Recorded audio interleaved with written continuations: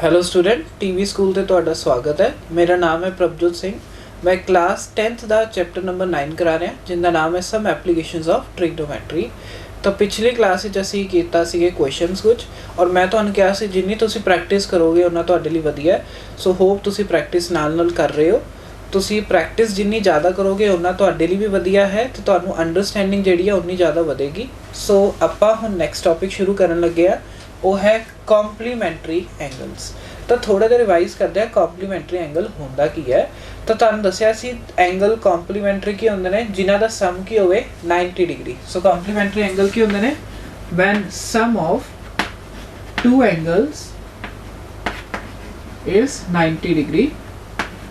तो उन्हां दोनों एंगल नूं असीं की कहांगे एक दूजे दे कॉम्पलीमेंट्री ने।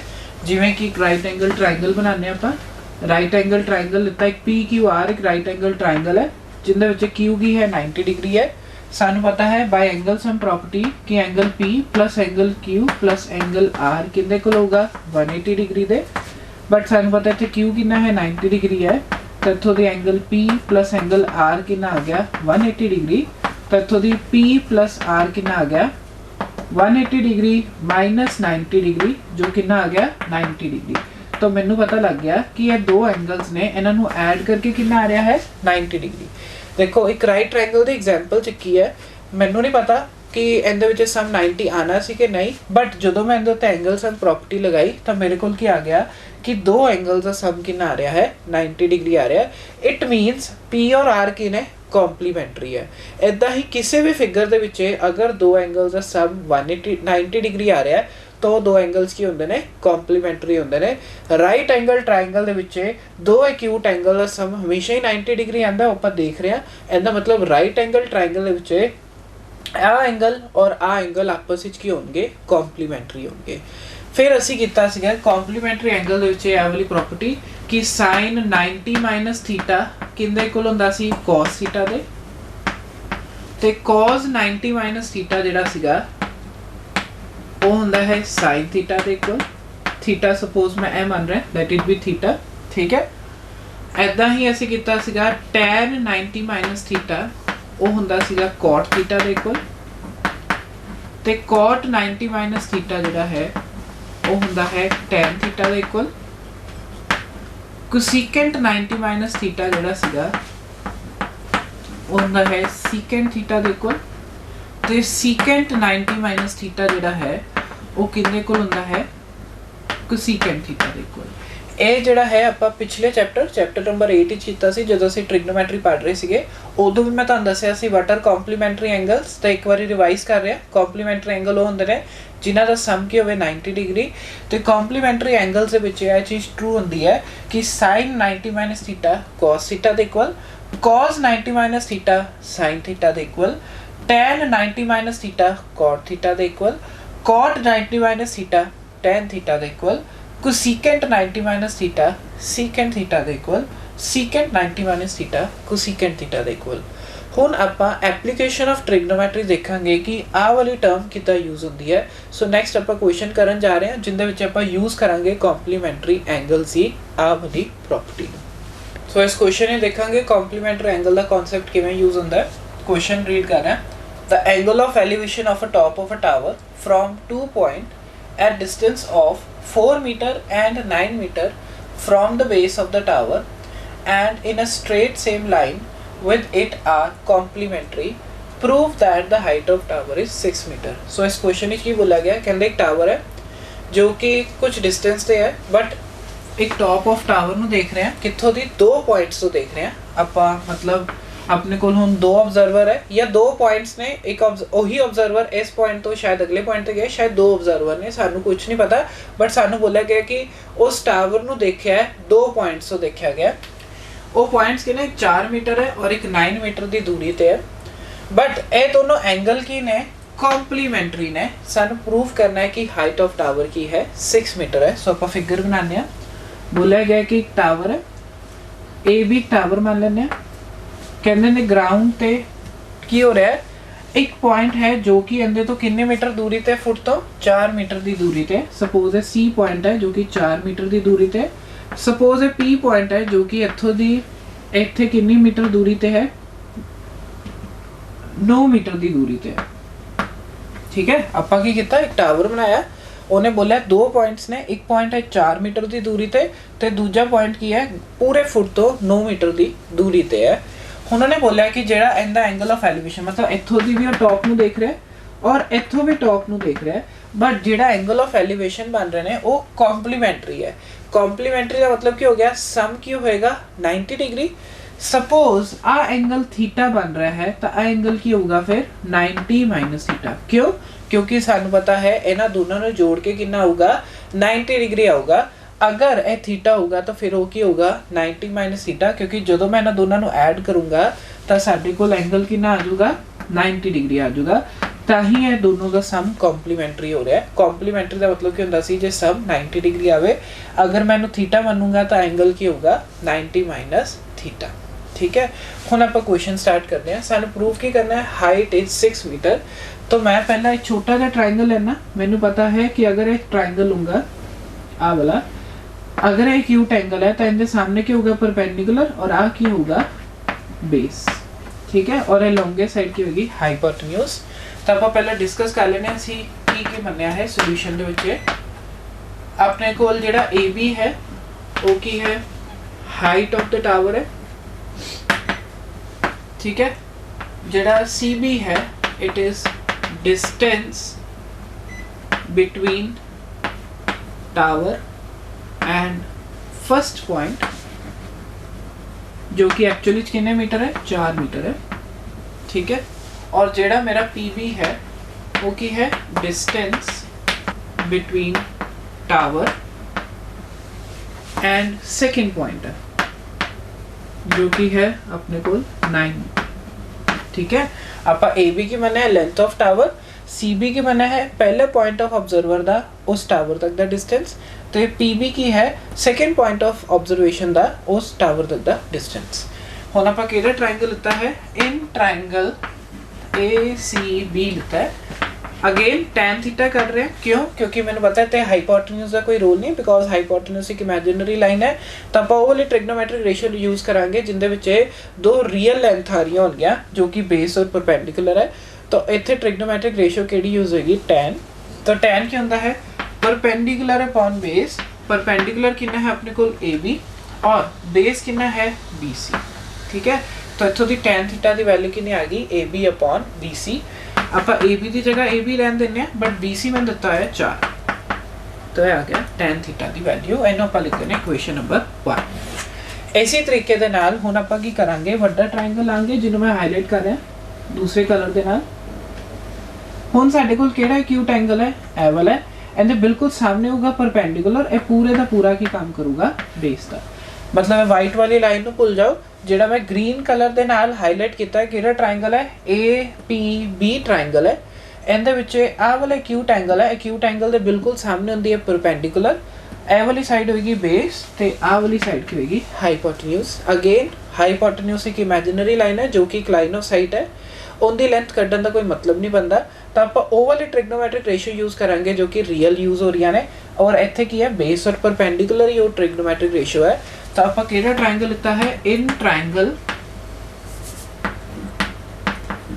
ए पी बी, इत्थे लगाने हाँ tan 90 माइनस थीटा, जो कि आएगा परपेंडिकुलर अपॉन बेस। तो परपेंडिकुलर कितना है ए बी, और बेस कितना है अपने को पी बी। ए बी की जगह आप ए बी लिता, बट पी बी कितना दिता है सानू 9 मीटर्स। हुण सानू पता है tan 90 माइनस थीटा की होंदा है, cot थीटा होंदा है, तो मैं इत्थे लगा देता cot theta is equal to 9 A B upon 9 आ गया। सो ये आ गई क्वेश्चन नंबर 2। अच्छा, सानू पता है cot किंदा रेसिप्रोकल होंदा है tan दा, तो मैं इस चीज़ नू इदां भी लिख सकदा वां 1/tan theta is equal to A B upon 9। तो क्रॉस मल्टीप्लाई करके इत्थों दी tan थीटा की वैल्यू करते हैं, tan थीटा की वैल्यू कितनी आ जाएगी अपने को 9 अपॉन ए बी। उन्हें इक्वेशन नंबर 2 नहीं, आप इन्हें इक्वेशन नंबर 2 देने हैं। ठीक है, आप cot थीटा को लिखा 1/tan, क्रॉस मल्टीप्लाई किया उतो tan थीटा की वैल्यू कड्डी जो कि आ रही है 9 अपॉन ए बी। हुण सानू tan थीटा की value 9 sorry A B upon 4 भी दी हुई है, एक tan थीटा की value upon 9 upon A B दी है। अगर इन्हां दी लैफ्ट हैंड साइड इक्वल ने तो राइट हैंड साइड भी इक्वल हो गया। सो असीं लिख रहे हैं फ्रॉम 1 and 2। अगर tan और tan इक्वल है मतलब राइट हैंड साइड भी इक्वल हो गया। तब मैं लिखूंगा AB upon 4 is equal to 9 upon AB। Cross multiply इत्थों आ जाऊगा AB का स्क्वायर इज इक्वल टू 4 9 जा 36। तो AB की वैल्यू कितनी आ गई स्क्वायर रूट ऑफ 36 जो कि आ गई अपने को 6 मीटर। तो AB एक्चुअली है कि सीगा हाइट ऑफ द बिल्डिंग सी जो कितनी आ गई अपने को 6 मीटर आ गई। और सानू प्रूव करने वास्ते की बोलिया सीगा कि हाइट ऑफ टावर जी आनी चाहिए वो कितनी आनी चाहिए 6 मीटर ही आनी चाहिए। वो साडी 6 मीटर ही आ रही है। सो क्वेश्चन एक बार दोबारा देखते हैं। सानू बोलिया गया एक टावर है उत्थों दी एक पॉइंट ऑफ ऑब्जरवेशन है तो दूसरा पॉइंट ऑफ ऑब्जरवेशन है। जिहड़ा पहला पॉइंट ऑफ ऑब्जरवेशन है उनका डिस्टेंस टावर तो कितना है 4 मीटर का तो दूजा है 9 मीटर की दूरी ते। बट उन्हें बोलिया सी एंगल ऑफ एलिवेशन की ने कॉम्प्लीमेंटरी है ना मतलब इन्होंने जोड़ के की बनूगा 90 डिग्री। तो अगर पहला एंगल ऑफ एलिवेशन थीटा है तो दूजा क्या होगा 90 माइनस थीटा। दोनों ट्रायंगल के पर टैन थीटा कड्डे इत्थों टैन थीटा आया AB अपॉन 4 उत्थों दी आ गया tan 90 minus theta is equal to AB upon PB जो कि आया AB upon 9। But tan 90 minus theta की होंदा है कॉट थीटा होंदा है। फिर मैं कॉट नूं लिख सकदा 1/tan इनू भी क्रॉस मल्टीप्लाई सॉल्व करके मेरे को टैन की वैल्यू आ गई 9 upon AB।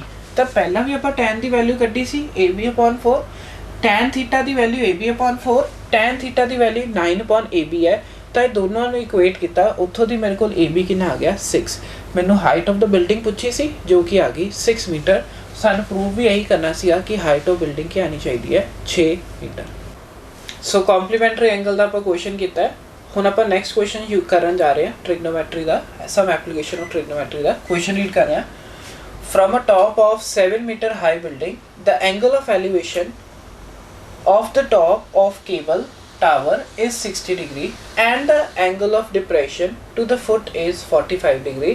Determine the height of tower. In the कहने का मतलब की है कि एक बिल्डिंग है 7 मीटर की उनकी छत ते एक बंदा खड़ा है छत तो टावर की छत देख रहा है तो उनका एंगल बन रहा है 60 डिग्री का। बट अपनी छत तो उस टावर का फुट जो देखता है तो एंगल ऑफ डिप्रेशन बनता है 45 डिग्री का। सानू कढ़ना है वो टावर कितना लंबा है। ठीक है सानू की दिता है एक बिल्डिंग की हाइट दी है जो कि 7 मीटर की है और सानू बोलिया गया है कि जो टावर का एंगल ऑफ एलिवेशन है 60 डिग्री है और उसी टावर का एंगल ऑफ डिप्रेशन कितना है 45 डिग्री है और सानू करना की है हाइट ऑफ टावर करना। तो मैं सपोज है टावर मान लेना ओबवियसली टावर बड़ा होएगा एक बिल्डिंग नालों और यह बिल्डिंग मान लिया सपोज CD एक बिल्डिंग है और AB एक टावर है। इत्थों दी खड़ के बंदा पहला की देख रहा है तो टॉप देख रहा है तो उनके लिए एंगल ऑफ एलिवेशन दिता आया है 60 डिग्री। अगेन इतने हॉरिजॉन्टल लाइन जी होगी क्योंकि अगर मैं सीधा खड़ूंगा तो मेरे लिए स्ट्रेट पोजीशन होएगी हॉरिजॉन्टल लेवल फिर मैं उत्ते मुँह चकूंगा तो मेरे को की बनूगा लाइन ऑफ साइट। सो मेरी हॉरिजॉन्टल लाइन आ गई लेट इट बी E। सानू पता है लाइन ऑफ साइट और हॉरिजॉन्टल एंगल दे विचकार जेड़ा एंगल बनता है लाइन ऑफ साइट और हॉरिजॉन्टल लाइन दे विचकार जेड़ा एंगल बनता है वो की होंदा एंगल ऑफ एलिवेशन जो कि सानू दिता है 60 डिग्री। तो ये बनाया 60 डिग्री। सानू बोलिया गया बिल्डिंग कितने मीटर लॉन्ग है 7 मीटर की बिल्डिंग है। अगर यह हिस्सा 7 है तो ऑब्वियसली इन्ना हिस्सा तो 7 होएगा ही होएगा पक्का है। Let it be X। ठीक है आप जो पॉइंट A है वो आपने है। हुन अगे की बोला है इत्थों ही बंदा की देख रहा है हुन नीचे नू देख रहा है उनके फुट वाल कितना एंगल बना रहा है डिप्रेशन का 45 डिग्री। मतलब इत्थों दी खड़ा बंदा हुन नीचे नू देख रहा है फुट वाल तो एंगल ऑफ डिप्रेशन कितना बन रहा है 45 डिग्री। सानू पता है एंगल ऑफ डिप्रेशन क्या होंदा है हॉरिजॉन्टल लाइन ते लाइन ऑफ साइट दे विचकारला एंगल जो कि 45 डिग्री है। अगर एंगल 45 होगा तो ऑब्वियसली आगे की होगा 45 डिग्री होगा। और सानू पूछा कि क्या है height of tower. Height of tower मतलब आ लाइन सानू कटनी है। तो आप सॉल्यूशन स्टार्ट करते हैं। असी CD के बनना है हाइट ऑफ बिल्डिंग जो कि एक्चुअली कितने मीटर है 7 मीटर है। ठीक है नैक्सट असी जेड़ा AB बनया है वो की है हाइट ऑफ टावर है जो कि सानू नहीं पता। ठीक है और DB की है distance between tower and building।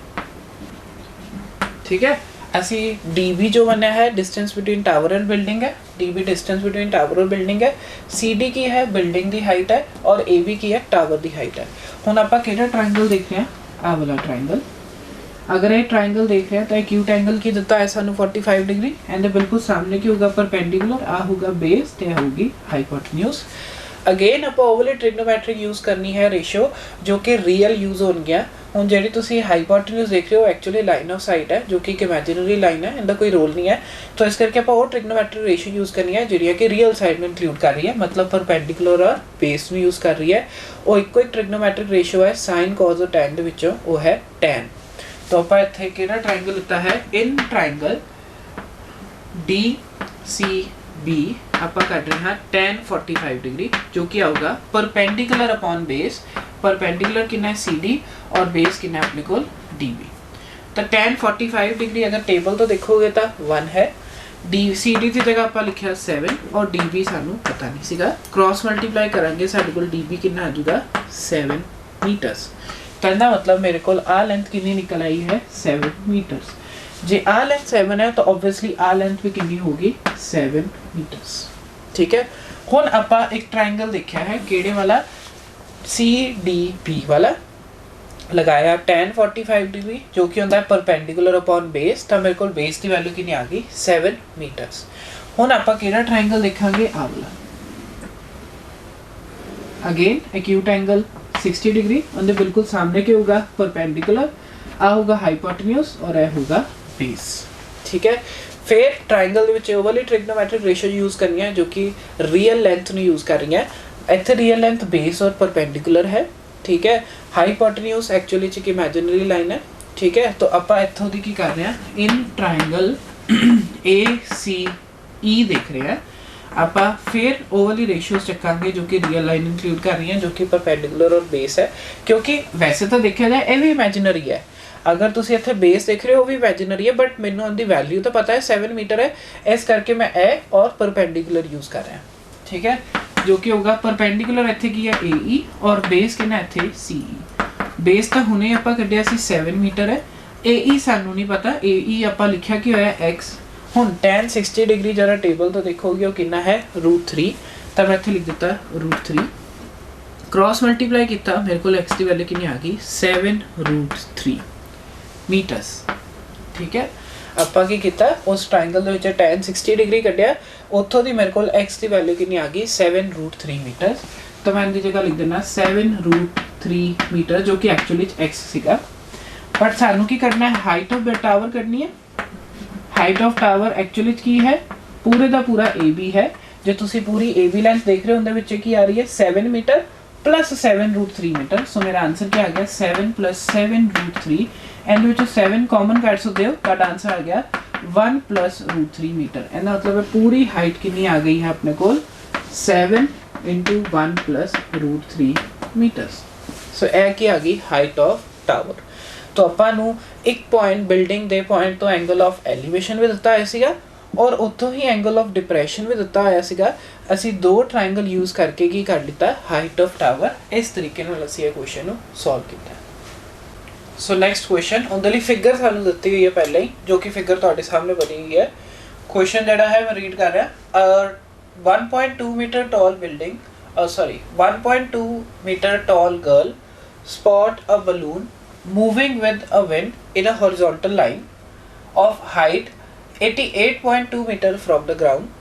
The angle of elevation of the balloon from the eye of the girl at any instant is 60 degree. After some time it becomes 30 degree. See figure.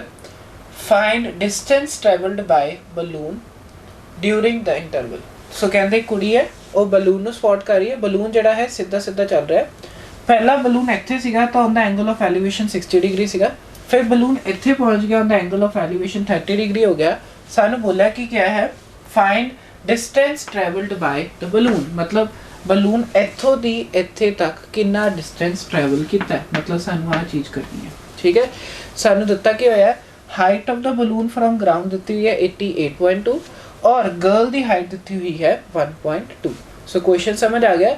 बोलिया कि गया है एक कुड़ी पहला balloon ਨੂੰ देख रही सी एंगल ऑफ एलिवेशन 60 डिग्री, फिर बलून थोड़ा जिहा अगे चले गया बट उसी हाइट ते रहा, तो एंगल ऑफ एलिवेशन 30 डिग्री है। सानू दसना है बलून कितना डिस्टेंस ट्रैवल किया है। हुण देखो अगर तुहानू पता है पूरी हाइट कितनी है 88.2 है, जिंदे विचों 1.2 ए पता ही है सानू 1.2 है, तो आ हाइट कितनी बच जाऊगी, वो बच जाऊगी 88.2 माइनस 1.2 जो कि आ जाऊगी 87। ठीक है, क्योंकि सानू पता है पूरी हाइट दी हुई है 88.2 बट एनी हाइट गर्ल दी दी हुई है 1.2, तो साडे कोल सिर्फ हवा दे विच जिहड़ी वैल्यू आ रही है वो कितनी आ रही है 87। एंड मतलब आ वैल्यू भी की है 87। ठीक है, आप ट्रायंगल बना देने। आ देखो ट्रायंगल तुहानू दिख रहा है, इस ट्रायंगल में एक नाम दे देने ए बी सी। ठीक है, ए बी सी देखा ਆਪਾਂ ਨੂੰ ਕੀ ਦਿੱਤਾ ਹੈ, ਇਹ ਐਕਿਊਟ ਐਂਗਲ ਹੈ। ਐਕਿਊਟ ਐਂਗਲ ਦੇ ਬਿਲਕੁਲ ਸਾਹਮਣੇ ਕੀ ਹੁੰਦਾ ਹੈ ਪਰਪੈਂਡੀਕੂਲਰ, ਨਾਲ ਕੀ ਹੁੰਦਾ ਹੈ ਬੇਸ, ਤੇ ਇਹ ਹੁੰਦੀ ਹੈ ਹਾਈਪੋਟੇਨਸ। ਠੀਕ ਹੈ, तो ਆਪਾਂ ਕੀ ਕਰਦੇ ਹਾਂ ਕਿਹੜਾ ਵਾਲਾ ਟ੍ਰਾਇੰਗਲ ਦੇਖ ਰਹੇ ਹਾਂ, ਇਨ ਟ੍ਰਾਇੰਗਲ ए बी सी ਇੱਥੋਂ ਦੀ ਆਪਾਂ ਕਰਦੇ ਹਾਂ tan 60 डिग्री ਦੀ ਵੈਲਿਊ। ਕਿਉਂ? क्योंकि मैंने पता है जो बेस है वो तो यही है जो कि एक्चुअली इत्थे बनाया हुआ है। हाइपोटेन्यूज जो कि है लाइन ऑफ साइट, वो एक इमेजिनरी लाइन है, तो असी होली ट्रिग्नोमेट्रिक रेशियो यूज़ करांगे जिंदे विच रियल लाइन्स यूज़ हो रही ने जो कि है बेस और परपेंडिकुलर। तो मैं इत्थों दी करदा वा tan 60 डिग्री जो कि आऊगा परपेंडिकुलर अपॉन बेस। तो परपेंडिकुलर कितना है अपने कोल BC और बेस कितना है अपने कोल AC। देखो इस ट्रायंगल दे विच अगर एक एक्यूट एंगल है तो इहदे बिल्कुल सामने है परपेंडिकुलर जो कि है BC और बेस कितना है अपने कोल AC। मैं लिखा। ठीक है, हुण BC ਤਾਂ ਸਾਨੂੰ ਦਿੱਤਾ ਹੈ 87 और ਆਪਾਂ AC ਕੱਢ ਲੈਂਦੇ ਹਾਂ। ਹੁਣ ਆਪਾਂ ਨੂੰ ਬੋਲਿਆ ਗਿਆ ਹੈ tan 60 डिग्री जो कि टेबल ਦੇ ਵਿੱਚੋਂ ਆ ਰਿਹਾ ਹੈ √3। तो tan 60 डिग्री ਦੀ ਜਗ੍ਹਾ ਆਪਾਂ ਲਿਖ ਦਿੱਤਾ ਹੈ √3। ਇੱਥੋਂ ਦੀ AC √3 ਦੀ ਵੈਲਿਊ ਕਿੰਨੀ ਆ ਗਈ 87। तो इत्थों दी AC की वैल्यू कितनी आ गई 87 अपॉन √3। अगेन डिनोमिनेटर जो भी रूट होंदा है उन्होंने आपां किद्दां सॉल्व करते हैं रैशनलाइज करके। तो मल्टीप्लाई विद √3 डिवाइडेड बाय √3 ये आ गया 87/3 नाल आ गया √3 क्योंकि √3 मल्टीप्लाई होकर की आ जाएगा 3। आपां 87 नूं जरा 3 दे नाल डिवाइड करिए 3 2 6 तो आ गया 29। सो आ लेंथ सानू पता लग गई है कितनी आई है 29√3। ठीक है, की किया आप tan थीटा लगाया जिंदे नाल वो की हुंदा परपेंडिकुलर अपॉन बेस। उत्थों दी मेरे को AC दी वैल्यू कितनी आ गई है 29√3। हुण आपां किहड़ा ट्रायंगल लांगे वड्डे वाला आ। ठीक है, इस पॉइंट नाम दे देने E। तो किहड़ा ट्रायंगल देख रहे हैं इन ट्रायंगल APE ਇਹਦੇ ਵਿੱਚ ਵੀ ਆ ਐਕਿਊਟ ਐਂਗਲ 30 डिग्री ਦਿੱਤਾ ਹੈ ਸਾਨੂੰ, ਉਹਦੇ ਬਿਲਕੁਲ ਸਾਹਮਣੇ ਕੀ ਹੋਊਗਾ ਪਰਪੈਂਡੀਕੂਲਰ ਔਰ ਇਹ ਪੂਰੇ ਦਾ ਪੂਰਾ ਕੀ ਹੋਊਗਾ ਬੇਸ। ਠੀਕ ਹੈ, ਸੋ ਆਪਾਂ ਇੱਥੇ ਲਗਾਣੇ ਹਾਂ tan 30 डिग्री जो कि आऊगा परपेंडिकुलर अपॉन बेस। तो परपेंडिकुलर कितना है अपने कोल इत्थे PE और जेड़ा इत्थे बेस है पूरे का पूरा AE है। अगेन मैं perpendicular upon base same reason करके लिता है क्योंकि मैंने पता है कि इत्थे आ लेंथ कुछ ना कुछ ग्राउंड के नाल है जो कि कुछ रियल वैल्यू है और आ भी कुछ ना कुछ वैल्यू रियल ही है बट जी अपनी लाइन ऑफ साइट है एक इमेजिनरी वैल्यू है। तो आप और ट्रिग्नोमेट्रिक रेशियो यूज़ करनी है जो कि रियल वैल्यू इंक्लूड कर रही है जो कि है परपेंडिकुलर और बेस। तो tan 30 डिग्री की वैल्यू क्या आ गई परपेंडिकुलर अपॉन बेस आ गया। तो आपां नूं पता लग गया परपेंडिकुलर दिता है 87 आपां बेस की वैल्यू कड्ढी है। तो tan 30 डिग्री देखो टेबल तो कितना होंदा है 1/√3।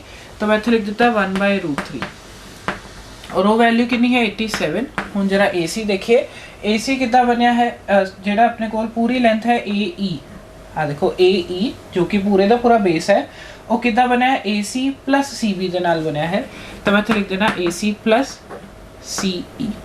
ठीक है, हुण AC की वैल्यू असीं कर चुके हैं 29√3 और इत्थे यूज़ कर लांगे ये आ जाएगी 29√3 प्लस AC CE ये आ गई 1/√3। हम क्रॉस मल्टीप्लाई इत्थों आ जाएगा 87√3 is equal to 29√3 plus CE।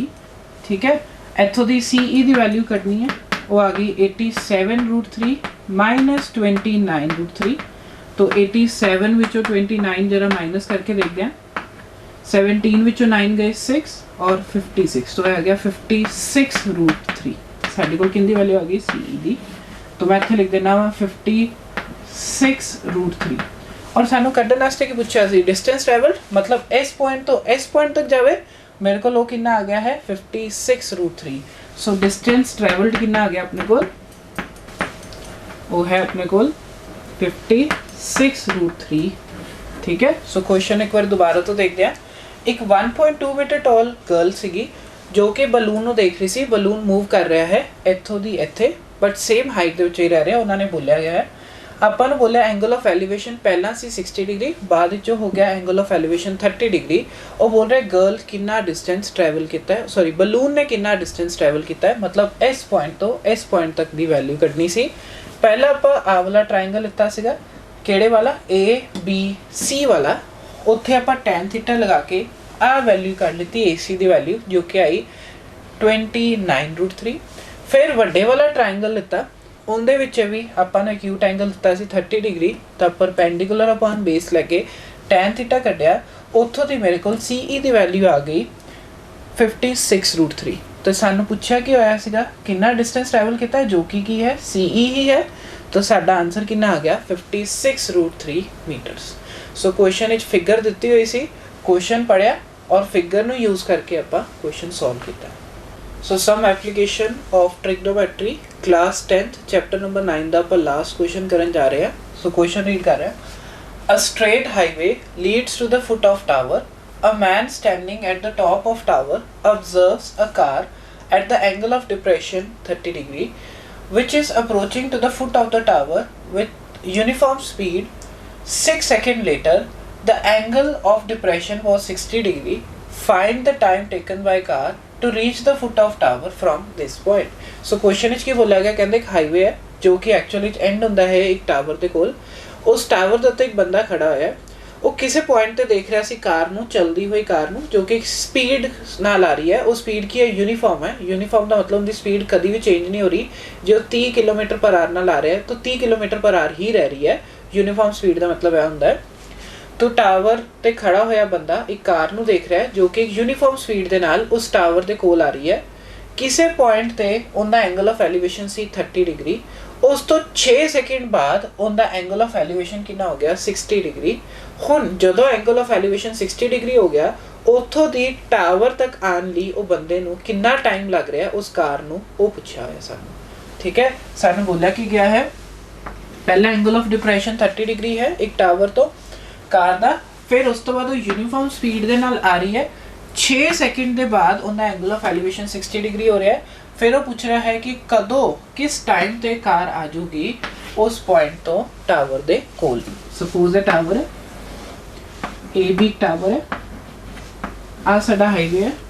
Suppose पहला कार ਇੱਥੇ ਸੀ, दिस इज पॉइंट E मान ਲੈਂਦੇ ਆ ਜਾਂ C पॉइंट मान ਲੈਂਦੇ ਆ। ਤਾਂ ਜਦੋਂ ਬੰਦਾ ਦੇਖ ਰਿਹਾ ਸੀਗਾ उनका एंगल ऑफ डिप्रेशन कितना को आ रहा सीगा, सानू पता एंगल ऑफ डिप्रेशन की होंदा angle between horizontal line and line of site. तो वो कितना दिता है 30 डिग्री। तो आ 30 डिग्री दिता है, इतना मतलब आ भी 30 डिग्री है। फिर 6 सेकंड बाद मान लो इस पॉइंट पे आ गया, कदों आ गया आफ्टर 6 सेकंड्स। 6 सेकंड्स के बाद वो इस पॉइंट पे आ गया। हुण जेड़ा उनका एंगल ऑफ डिप्रेशन बन रहा है वो कितना है 60 डिग्रीज है, मतलब आ 60 तो आ भी 60। सानू ने पूछा कि है कि इथों दी इत्थे तक आने लई कितना टाइम लग रहा है। ठीक है, इथों दी इत्थे तक आने लई कितना टाइम लग रहा है। क्वेश्चन इच बोलिया ऐसे एक टावर है, टावर दे बिल्कुल टॉप ते एक बंदा खड़ा है, कार यूनिफॉर्म स्पीड दे नाल आ रही है। इस पॉइंट ते angle of elevation suppose 30 degree, क्योंकि उन्हें बोला सपोज इस पॉइंट ते कार पहला सीगी तो कितना एंगल ऑफ एलिवेशन दिता है 30 डिग्री। थोड़े 6 सेकंड के बाद सपोज वो E पॉइंट पे आ गई तो उनका angle of depression, sorry depression है, एंगल ऑफ डिप्रेशन है 60 डिग्री। फिर वो बोल रहा है इस पॉइंट तो टावर तक आने लिए उन्होंने कितना टाइम लगेगा। ठीक है, तो आप सोल्यूशन स्टार्ट करते हैं। सब तो पहले तो आप लिखांगे कि AB की है हाइट ऑफ टावर है, उस तो बाद अपने को C की है इनिशियल पॉइंट है ऑफ कार, और E की है after position of car after 6 seconds. ठीक है, ਅਸੀਂ ਕੀ ਕਹਿ ਰਹੇ ਹਾਂ ਸਟਾਰਟਿੰਗ ਪੁਆਇੰਟ ਸੀਗਾ ਕਿਤੇ ਵੀ ਸਟਾਰਟਿੰਗ ਨੇ ਮਤਲਬ ਕਿਤੇ ਵੀ ਕਿਸੇ ਵੀ ਪੁਆਇੰਟ ਤੇ ਜਦੋਂ ਉਹਦਾ ਐਂਗਲ ਆਫ ਐਲੀਵੇਸ਼ਨ 30 ਡਿਗਰੀ ਬਣ ਰਿਹਾ ਸੀ ਆਪਾਂ ਉਹ ਪੁਆਇੰਟ ਲਿੱਤਾ ਡਿਪਰੈਸ਼ਨ ਸੌਰੀ ਐਲੀਵੇਸ਼ਨ ਇਹ ਡਿਪਰੈਸ਼ਨ ਹੈ ਤਾਂ ਐਂਗਲ ਆਫ ਡਿਪਰੈਸ਼ਨ ਦਿੱਤਾ ਸੀ 30 ਕਿਉਂਕਿ ਉੱਪਰੋਂ ਦੀ ਥੱਲੇ ਦੇਖ ਰਿਹਾ ਤਾਂ ਐਂਗਲ ਆਫ ਡਿਪਰੈਸ਼ਨ ਹੁੰਦਾ ਐਂਗਲ ਆਫ ਐਲੀਵੇਸ਼ਨ ਨਹੀਂ ਹੁੰਦਾ ਤਾਂ ਉਦੋਂ ਐਂਗਲ ਆਫ ਡਿਪਰੈਸ਼ਨ ਦਿੱਤਾ ਸੀ 30 ਡਿਗਰੀ ਫਿਰ 6 ਸੈਕਿੰਡ ਬਾਅਦ ਆਪਾਂ ਮੰਨ ਲੈਂਦੇ ਹਾਂ E ਪੁਆਇੰਟ ਤੇ ਆ ਗਿਆ ਉਦੋਂ ਐਂਗਲ ਆਫ ਡਿਪਰੈਸ਼ਨ ਕਿੰਨਾ ਦਿੱਤਾ ਹੈ 60 ਡਿਗਰੀ ਔਰ ਸਾਨੂੰ ਕਰਨਾ ਕੀ ਹੈ E ਤੋਂ B ਮਤਲਬ ਟਾਵਰ ਦੀ ਫੁੱਟ ਤੱਕ ਆਉਣ ਤੇ ਉਹਨੂੰ ਕਿੰਨਾ ਟਾਈਮ ਲੱਗੂਗਾ ਆਪਾਂ ਮੰਨ ਲੈਂਦੇ ਹਾਂ यूनिफॉर्म स्पीड भी x लेट स्पीड भी x क्योंकि सानू स्पीड ਦਿੱਤੀ नहीं let it be x ਸਾਨੂੰ ਪਤਾ ਹੈ speed is equal to distance upon time ਹੁੰਦਾ ठीक है ਆਪਾਂ ਦੇਖਣਾ ਚਾਹੁੰਦੇ ਹਾਂ 6 ਸੈਕਿੰਡ ਇਜ਼ ਐਕਚੁਅਲੀ ਚੋ ਕਿੰਨਾ ਡਿਸਟੈਂਸ ਟਰੈਵਲ ਕੀਤਾ ਹੈ ਉਹਦੇ ਲਈ ਫਾਰਮੂਲਾ ਲਗਾ ਰਹੇ ਹਾਂ speed is equal to distance upon time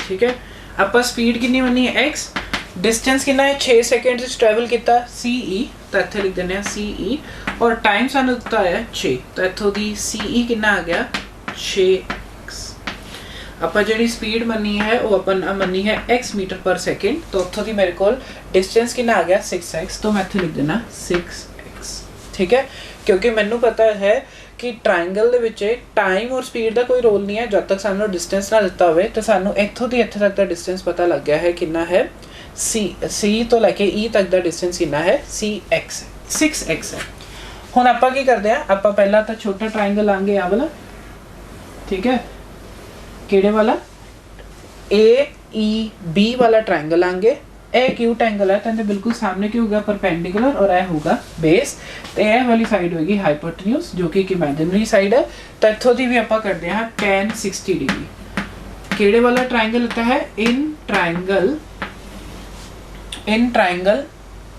AEB ठीक है tan 60 डिग्री क्या होगा परपेंडिकुलर अपॉन बेस तो परपेंडिकुलर कितना है अपने कोल AB और बेस कितना है अपने कोल BE ठीक है tan 60 डिग्री की वैल्यू जरा आप टेबल तो देखिए तो tan 60 डिग्री की वैल्यू कितनी है √3/2 तो मैं इत्थे लिख देना मैं √3/2